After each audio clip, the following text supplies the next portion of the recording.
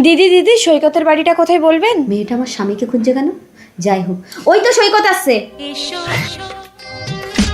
সৈকত, কি ব্যাপার ঋতিকা, তুমি এখানে চিনে আসলে কি করে? সমস্যাটা তো তুমি করেছো। আমি প্রেগনেন্ট জানতে পেরে বাবা আমাকে ঘর থেকে বের করে দিয়েছে, তাই লোকের মুখে শুনতে শুনতে এখানে চলে এলাম। এই মরেছে, একে তো আমি বলিনি আমি বিবাহিত। এখন কি হবে? কি ভাবছো, আমাকে বিয়ে করে ঘরে নিয়ে চলো? না না, তুমি এখন বাড়ি যাও, আমি আগে বাড়িতে গিয়ে তোমার কথা বলে সবাইকে রাজি করি, তারপর তোমাকে নিয়ে যাবো। তুমি বুঝতে পারছো না, বাবা আমাকে ঘর থেকে বের করে দিয়েছে, আমি কোথায় যাব? তুমি আমাকে নিয়ে চলো, আমি তোমাদের বাড়িতে সবাইকে রাজি করাবো।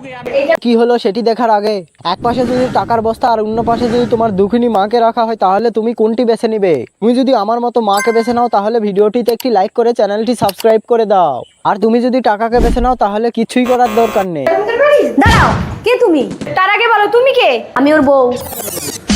এই কি হলো, কি হলো, কি হলো? ধরো ধরো ধরো ধরো। আসলে আমি প্রেগনেন্ট তো, তাই মাথাটা একটু ঘুরে গেছিল। আরে তোমার স্বামী কোথায় গো? একটা ছেলে আমার সাথে প্রতারণা করে চলে গেছে। তা তুমি ওই ছেলেটার নামে পুলিশে কেস করছো না কেন?